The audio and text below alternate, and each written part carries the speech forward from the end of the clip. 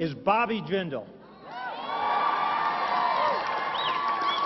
I am governor of the great state of Louisiana, and I am running for president of the greatest country in the world, the United States of America.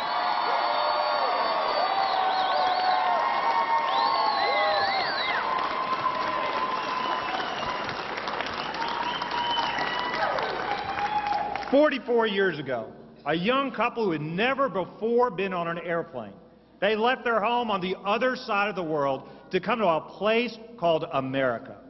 They had never seen it. There was no internet to search. But they had heard the legend. There was a place in this world where people were free and the opportunities were real. They weren't really coming to a geographical place. They were coming to an idea. And that idea is America.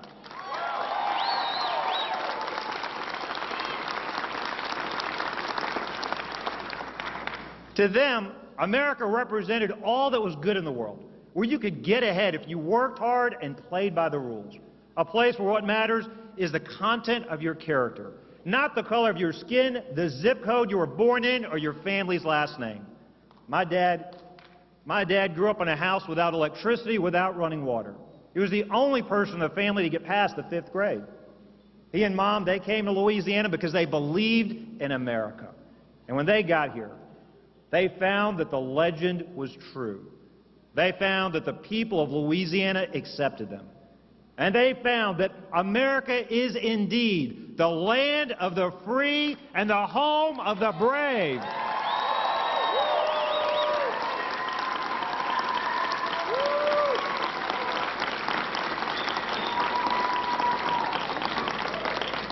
"37 years later, my parents' eldest son became governor of Louisiana. It was the aftermath of Katrina. Our economy was locked in a downward spiral. Our biggest city was reeling. For 25 straight years, more people had left this state than had moved into it. Louisiana was in big trouble. So we had to make big changes. We had to believe in Louisiana again, and that is exactly what we did.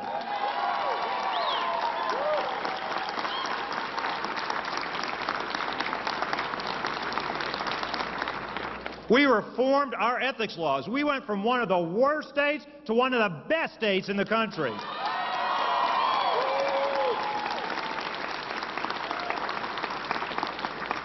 We privatized our outdated government-run hospital system. We reformed education with nearly 100% charter schools in New Orleans. And now we have statewide school choice because every child deserves an equal opportunity for a great education.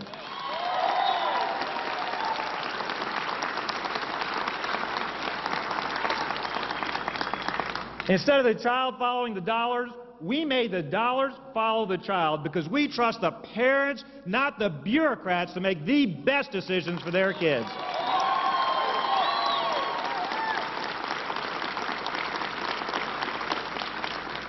We did what they said could not be done. We shrank our government. We cut our budget by 26%. We cut the number of government bureaucrats by more than 30,000. Now, it wasn't easy. The big government crowd fought us every step of the way. They protested. They filibustered. They even took us to court, but in the end, we won.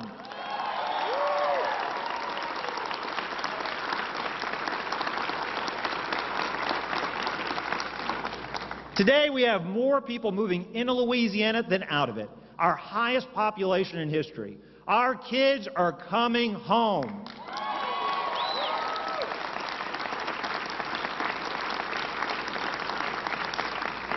And now we have more people working than at any time in our state's history, with the highest incomes in our state's history.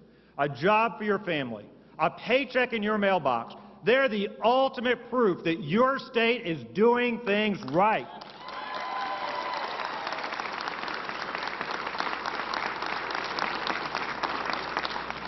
But of course, there's another side to the story. The big government crowd, they hate what we have done. They say that we have cut the government more than anyone. The government budgets are always running low on funds with me in the governor's office. My response to the big government crowd is simply this: yes. I am guilty as charged, and our state is better off for it today.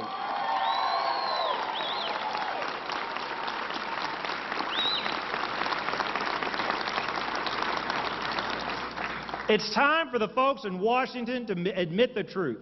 You can't grow the economy and the government at the same time.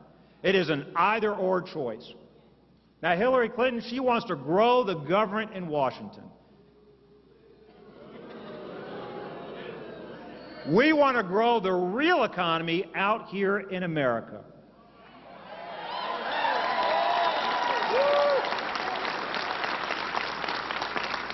Here's the key difference. Democrats evaluate success in terms of the prosperity of government. We define success in terms of the prosperity of our people.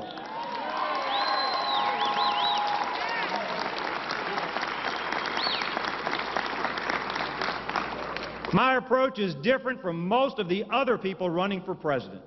The United States of America was made great by people who get things done, not lots of talk or entertaining speeches.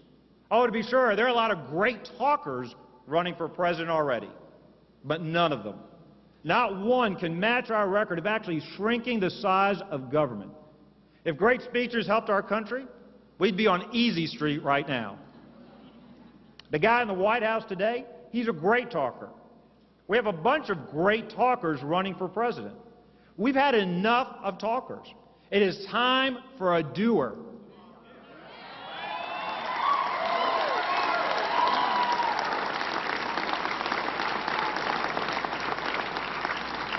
I'm not running for president to be somebody. I'm running for president to do something.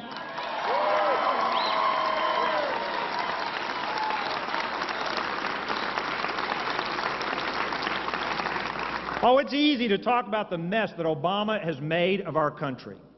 Every American knows about it. Every Republican candidate talks about it. That's not even half of what we should expect from our next president. We owe voters more than just a tirade about the problem. We owe them honesty about our solution. I will do the things that you cannot do in Washington. I will say the things you cannot say.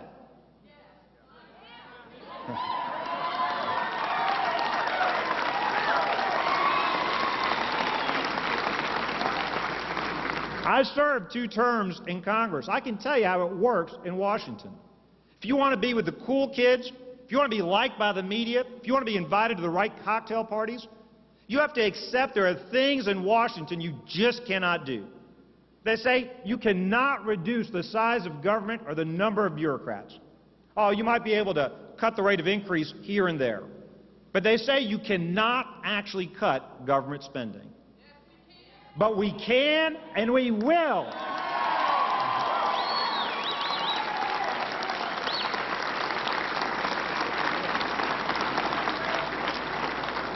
They say the $18 trillion national debt can't really be addressed.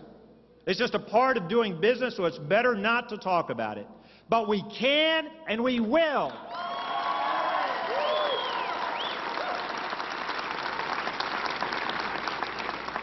They know Social Security and Medicare are going bankrupt, but they're afraid to do anything about it. So they deny the math, they pretend everything is fine. But we can reform and save these programs, and we will.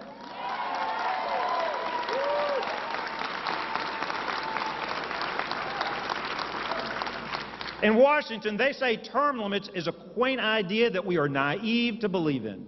They think we need a permanent class, a ruling class of elites.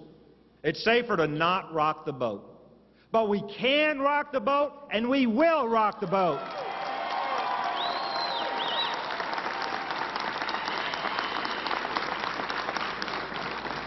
In Washington, they know the voters want the border secured, but they refuse to do it.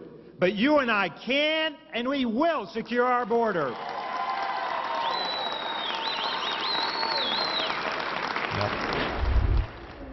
And right now at 5, breaking news, Governor Bobby Jindal has announced a short time ago he is seeking the Republican presidential nomination. The governor, as you've been watching, is speaking right now at the Punch Train Center in Kenner. Here's more of his address. Focuses on reducing costs.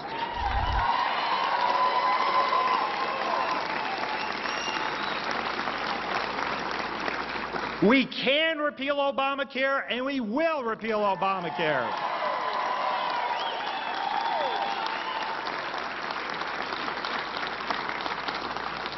But today's Republican Party in Washington, D.C. has been beaten into submission. It is increasingly afraid to speak the truth. It's time to say what everybody is already thinking.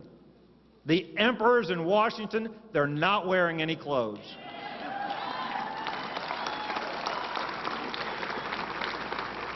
In case it's not clear by now, I am running for president without permission from headquarters in Washington, D.C.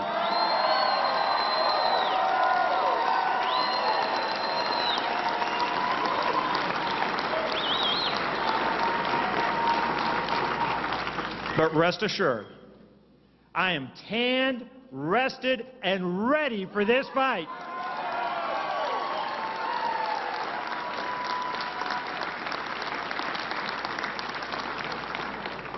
Here's the truth about most politicians.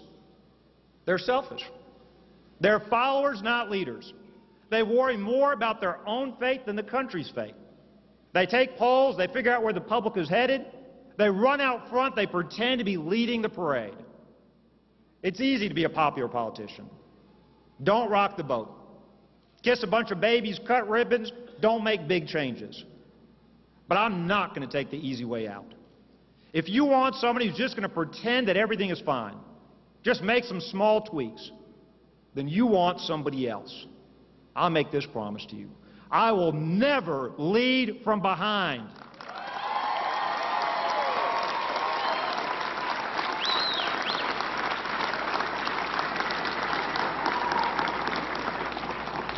I know that some believe that I talk about my faith too much, but I will not be silenced.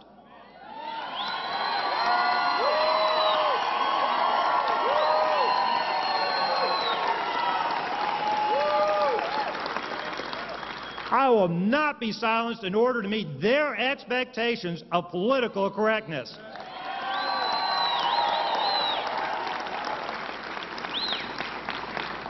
They don't seem to accept the idea that you can be both intellectual and Christian. They can't fathom the notion that you can be both smart and conservative. They need to get out more. There's a big country out here with millions of Americans who believe in God and are not ashamed to say so.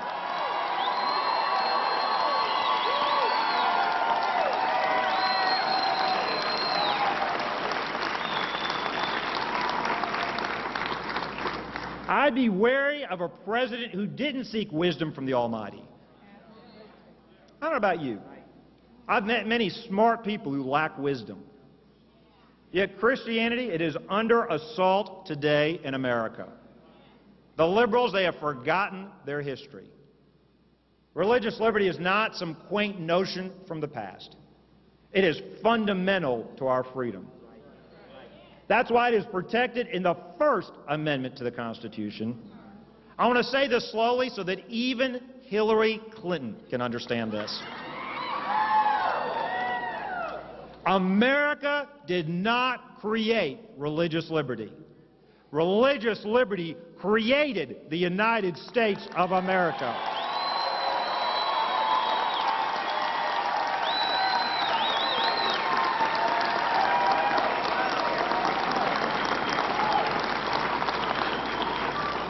And it's time we stop trying to divide ourselves against each other.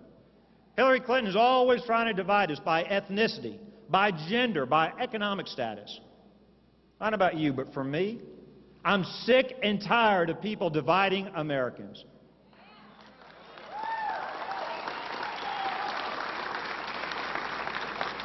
And I am done with all this talk about hyphenated Americans. We are not Indian Americans, African Americans, Irish Americans, rich Americans, or poor Americans. We are all Americans.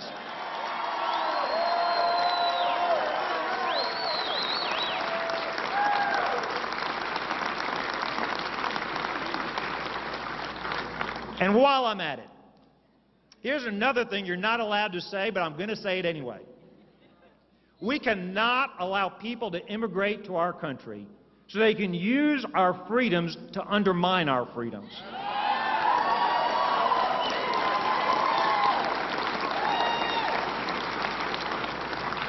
That is exactly what has happened in Europe, where they have second, third generations of immigrants who refuse to embrace the values and culture of the countries they have moved into. We must not let that happen here.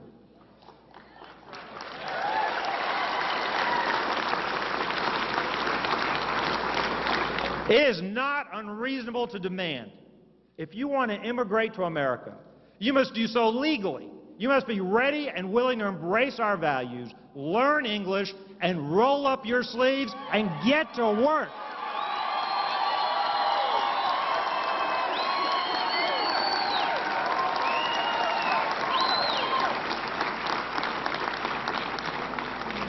Now let's do something different. Let's actually tell the truth about our political situation. Yeah, that's right, it is a mess. Republicans must stop being afraid to lose. If we try to hide who we are again, we will lose again. You've heard Jeb Bush say that we need to be willing to lose the primary in order to win the general election. We're going to help him do that.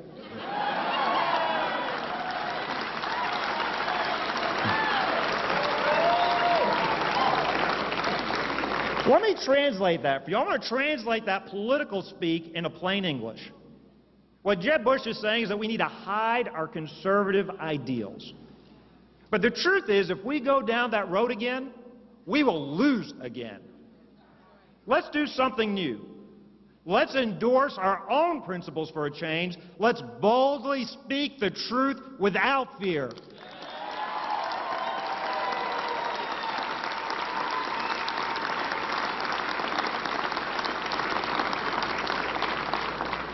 As Republicans, we've already tried to appease the left, to make the media like us better, to talk in politically correct language, to hide some of our beliefs by calling them distractions. We've tried to mask our conservative ideals, and we have failed. Every Republican will tell you they are for school choice, shrinking government, cutting the government workforce, and getting rid of Common Core. But talk is cheap. Talk is just talk. I haven't just talked about these things, I've actually done these things. Every Republican will say they will fight to protect the unborn, repeal Obamacare, secure the border, and destroy ISIS. I won't simply talk about these things, I will get these things done.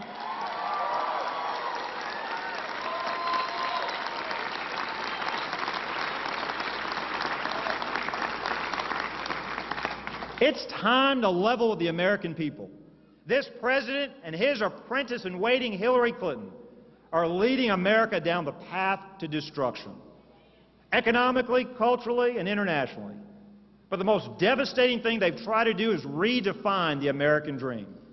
Instead of the dream being to have opportunity and freedom to control your own destiny, to make your own way, their dream is for the government to take care of you, to make people dependent on the government.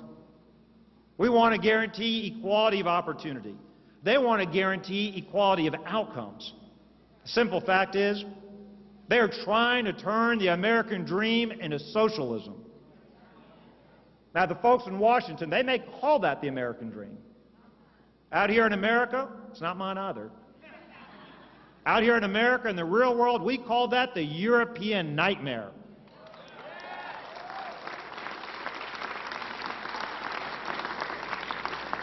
To be clear, we're not simply trying to reclaim the past. No, quite to the contrary. We are laying our claim on the future, a future where America leads the world.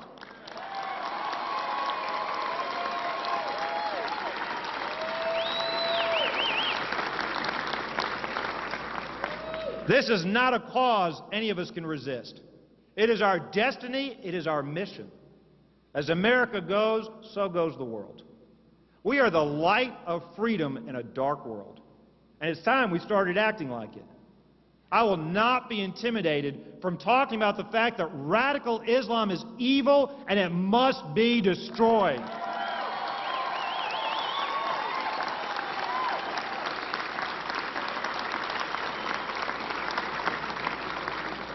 Containment is a strategy for losers.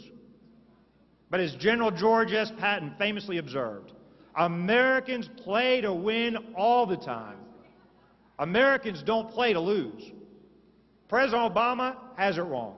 Secretary Clinton has it wrong.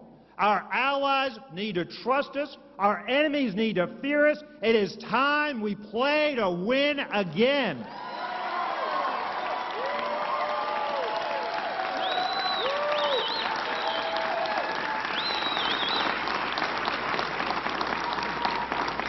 As president, I will have 4 objectives.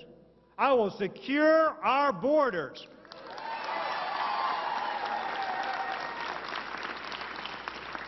I will replace Obamacare with a health care system that focuses on reducing costs and restoring freedom.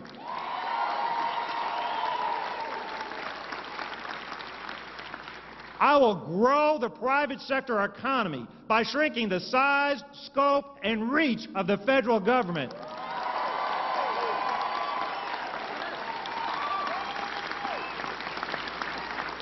And I will rebuild America's defenses and restore our standing on the world stage.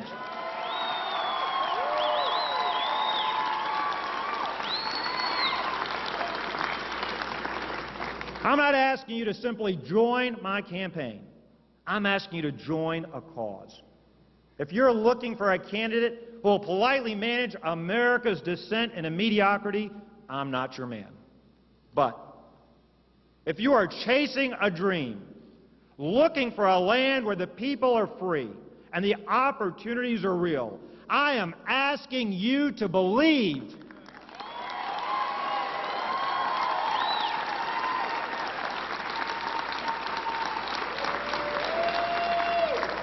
My dad told me as a young child that Americans can do anything. I believed him then, and I believe it now. I know in your heart you believe it too. I am asking you to believe again. Believe in what we can do. Believe in what America can do. Thank you. May God bless you. May God bless the United States of America. Louisiana Governor Bobby Jindal with a spirited introductory speech to America as he officially announces his desire to win the Republican nomination, saying he wants everybody to believe again, attacking Hillary Clinton, attacking one of the GOP contenders, Jeb Bush, big government along the way. That's right. He said that he's running for president without permission from headquarters in Washington, D.C. He said he doesn't want to do this to be somebody, but to do something. He also said that he's going to repeal Obamacare, and he says today's Republicans have been beaten into submission.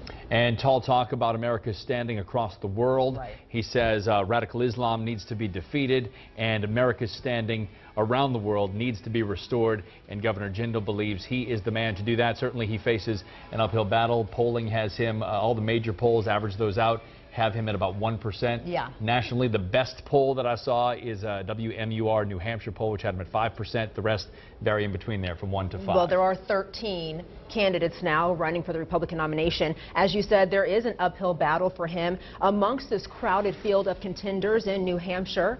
With 14%, that's where he is allegedly ranked. Jeb Bush there. Billionaire businessman Donald Trump, he's ranked at 11%.